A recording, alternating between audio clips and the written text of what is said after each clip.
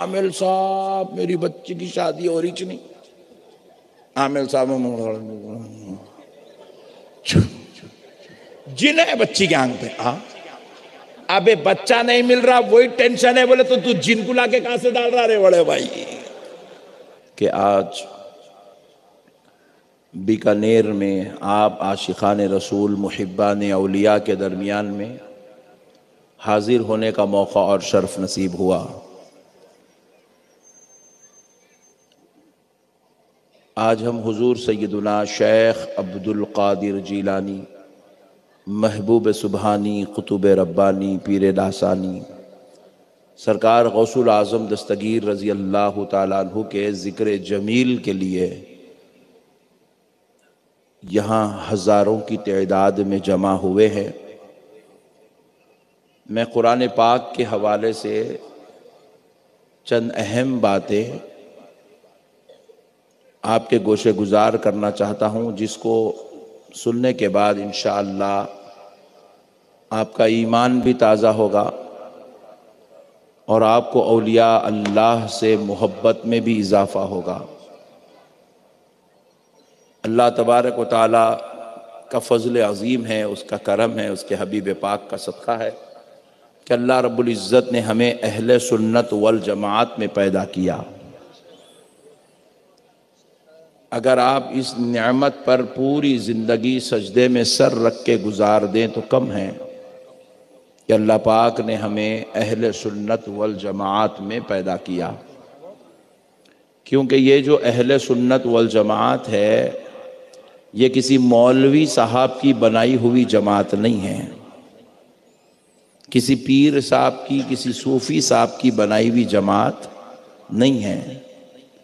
یہ جتنے بزرگ علماء، صلحاء، پیران کامل، اولیاء آپ کو نظر آتے ہیں یہ سب اہل سنت والجماعت کے مبلغ ہیں.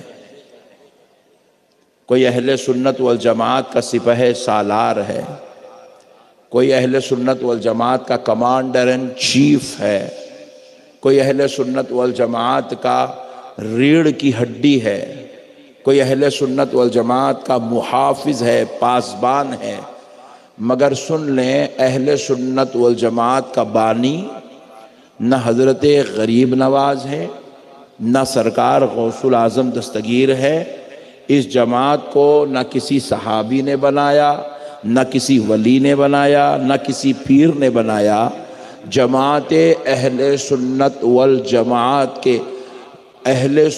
والجماعت کے بانی و فاؤنڈر کا نام محمد الرسول اللہ ہے. یہ حضور کی جماعت ہے، یہ رسول اللہ کی جماعت ہے. اس جماعت کے بانی و فاؤنڈر حضور پاک علیہ السلام ہیں. اور اب ہمیں وہی عقیدہ چاہیے جو عقیدہ رسول اللہ صلی اللہ علیہ وسلم نے اس امت کو عطا فرمایا ہے، جو عقیدہ اللہ تعالیٰ نے اپنے بندوں کو عطا فرمایا ہے. ہمیں اللہ اور اس کے رسول کے علاوہ کسی اور کا عقیدہ نہیں چاہیے. بولیے نا چاہیے، ذرا زور سے بولیے. بھائی دیکھو آج کل مولویوں کا عقیدہ الگ ہے، قرآن اور حدیث کا دیا ہوا عقیدہ الگ ہے. آج کل کے یہ جو زکوٰۃ کے صدقے کے فطرے کے مولوی ہیں جو در بدر بھٹکتے پھرتے ہیں، اولیاء کی گستاخی کرتے ہیں، بزرگوں کو نہیں مانتے ہیں، جو سرکار غریب نواز کے پاس جانا شرک و بدعت سمجھتے ہیں،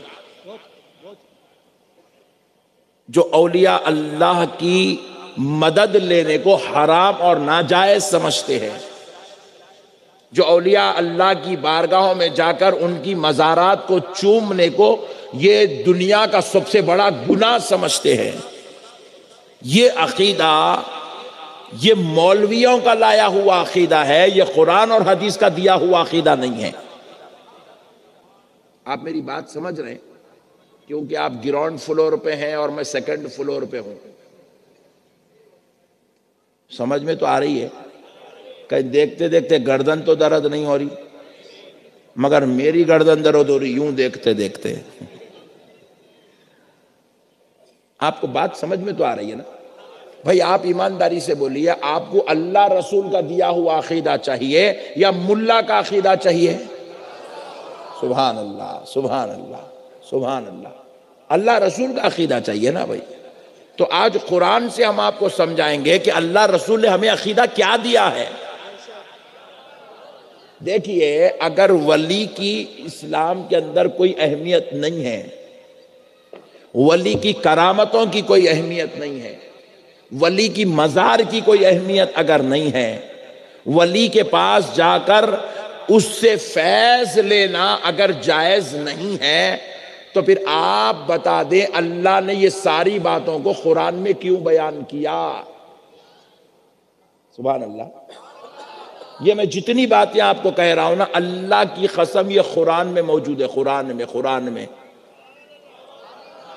ہم لوگ کہتے ہیں دیکھو ہم غوث پاک کے کتے ہیں، کہتے ہیں نہیں اے بیکانیر والے ڈرے ہوئے، ڈرے ہوئے ہیں؟ بولو بھائی۔ ارے یار بہت ٹھنڈے لوگ مل گئے یار آج۔ حالانکہ قریشی برادری بولے تو سالڈ وائس والی ہوتی، پوری دنیا والوں کی آواز ایک طرف، قریشی برادری کی آواز ایک طرف۔ ارے اس کے نام پہ نکو جا بھائی، انہیں قریشی ہے بولتے حیدرآباد میں۔ ہاں بھائی، ہمارے پاس قریشی برادری بولے تو حیدرآباد میں دمدار لوگوں کو بولتے ہیں، اور یہاں بیکانیر میں بالکل ٹھنڈے لوگوں کو بولتے ہیں۔ تو اب دیکھیے گا، ہم کہتے ہیں غوث پاک کا کتا، کہتے ہیں نہیں، اپنے آپ کو کتا بنا کر بزرگوں کی طرف منسوب کرتے ہیں۔ آپ یقین مانیے بزرگوں کے طرف کتے کی نسبت کرنا، اللہ کی قسم ہم نے یہ طریقہ بھی کسی مولوی صاحب سے نہیں لیا، یہ بھی طریقہ ہمیں قرآن نے عطا فرمایا۔ اب میں آپ کو ایسی چیزیں قرآن سے بتاتا جاؤں گا، آپ کا ایمان تعجب میں پڑ جائے گا کہ یار اتنی گہرائی قرآن کے اندر موجود ہے۔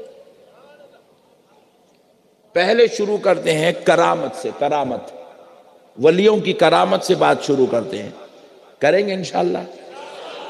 آپ اگر ساتھ دیں گے تو آپ کو اتنی پیارے باتیں بتاؤں گا، انشاءاللہ آپ کا ایمان تازہ ہو جائے گا۔ ہم لوگ کرامتیں بیان کرتے ہیں، اولیاء اللہ کی کرامتیں، غریب نواز کی کرامتیں، سرکار محبوب الہی کی کرامتیں، قطب پاک کی کرامتیں، نصیر الدین چراغ دہلوی کی کرامتیں، سرکار بندہ نواز کی کرامتیں، سارے پیروں کے پیر روشن ضمیر سرکار غوث الاعظم کی کرامت، بزرگان دین کی کرامت۔ جب ہم یہ کرامتیں بیان کرتے ہیں تو لوگ بڑے تعجب میں پڑ جاتے ہیں،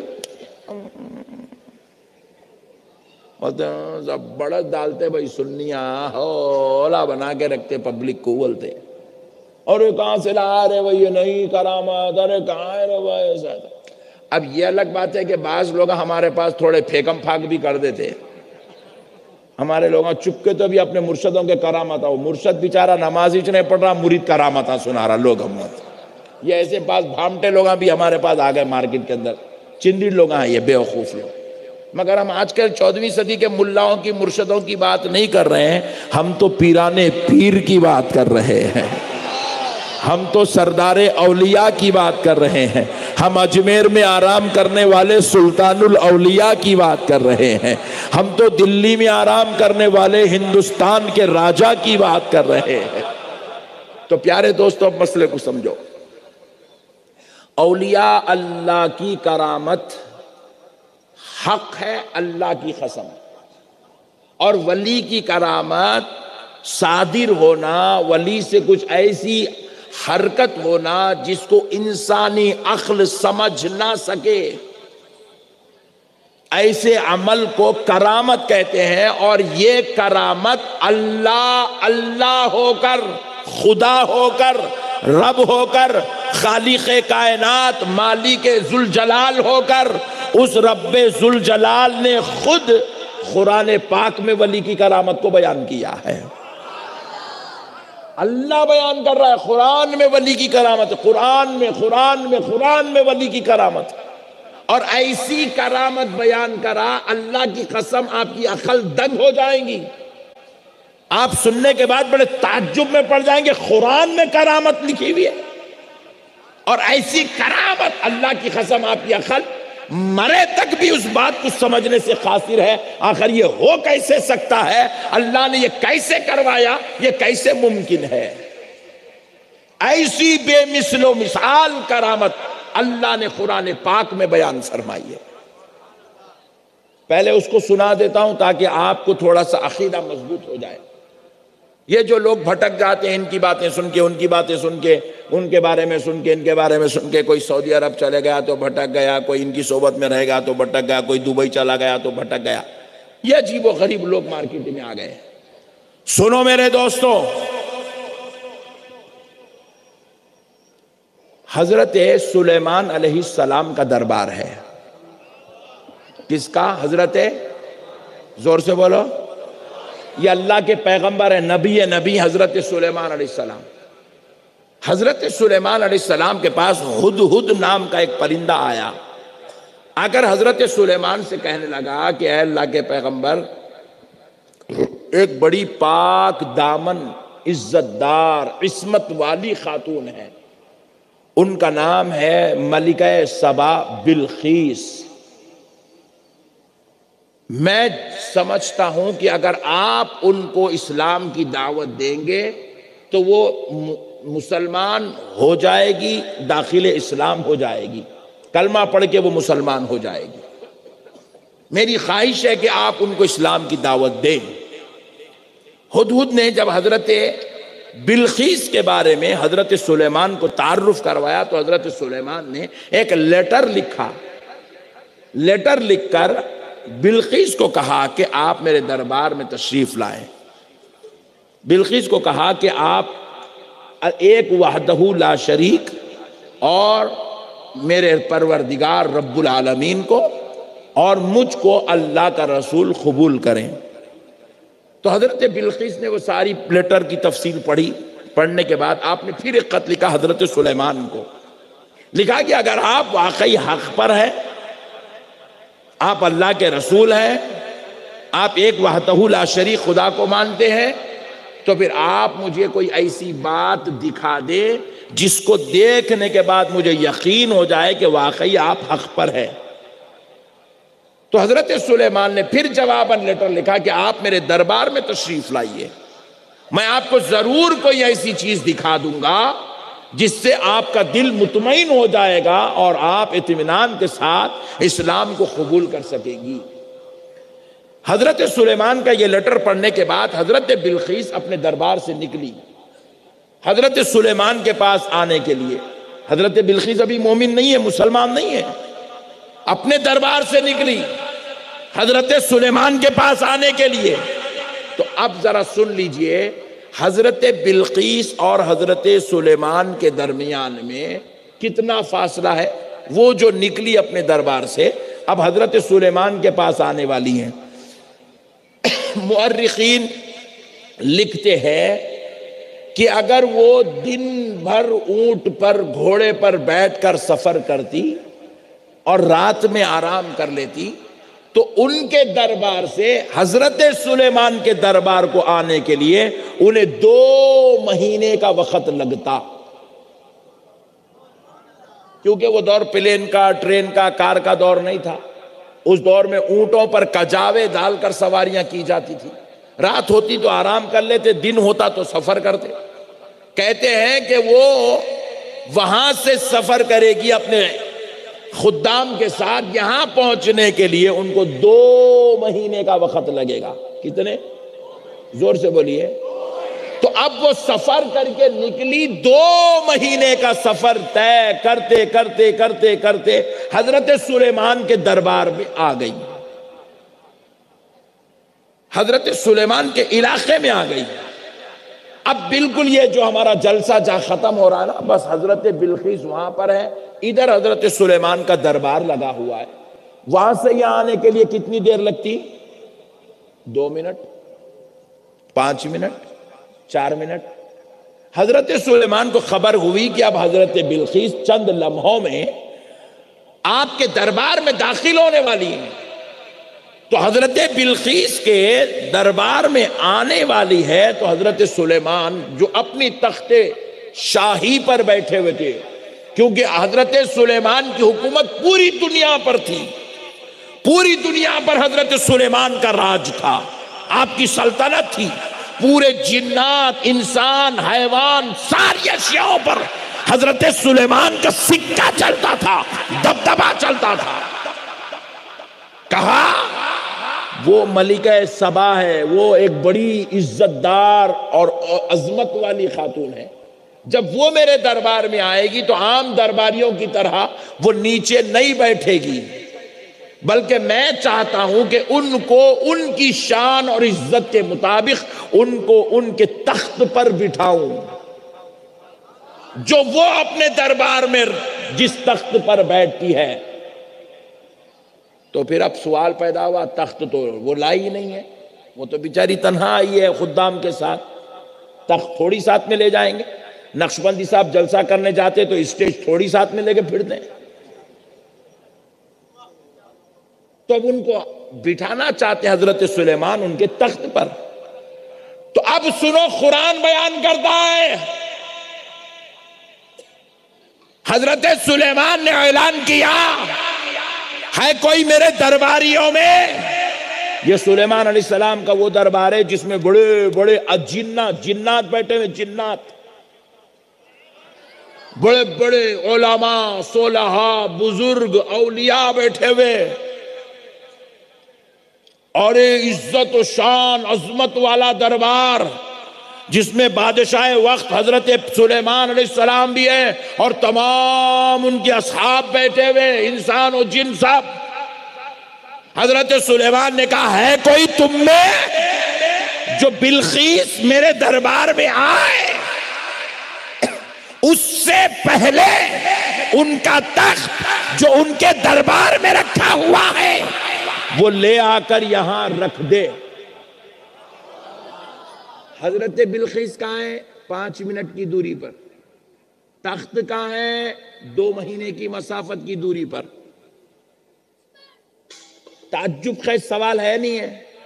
ذرا بولو بھائی، میں بول رہا ہوں، میں اب تقریر کرنے سے پہلے مجھے میرا مائک چاہیے جو حیدرآباد میں رکھا ہوا ہے، لاؤ گے تو تقریر کروں گا ورنہ نہیں کروں گا۔ آپ بولیں گے حضرت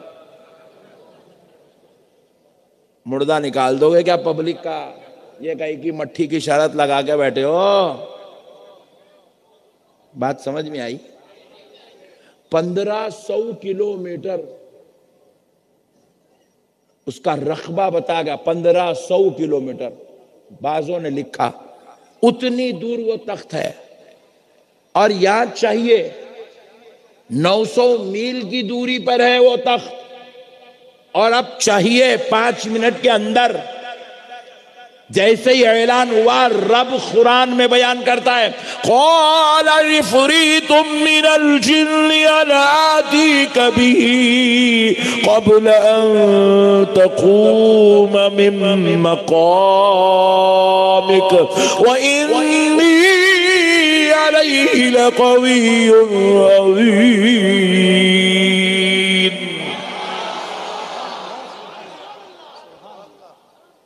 جن اٹھ کے کھڑا، اللہ کہہ رہا ہے، اللہ حضرت سلیمان اعلان کرے تو جن اٹھا، جن، سبحان اللہ، جس کو ہم لوگاں کبھی دیکھے نہیں مگر حاملہ ہمارے جسموں پہ پہنچاتے رہتے۔ دیکھو کچھ بھی آدمی جا کے بولا، رہے حضرت میں رات میں آج خواب دیکھا، 3 سانپاں دیکھا، میرے پیچھے بھاگ کے، جن ہے تیرے آنکھ پہ؟ بولتے کہ بیکانیر کا شریف مسلمان پوچھتا، ہائے میری آنکھ پہ جن ہے حضرت، اس کو ہٹانا کا حساب ہے۔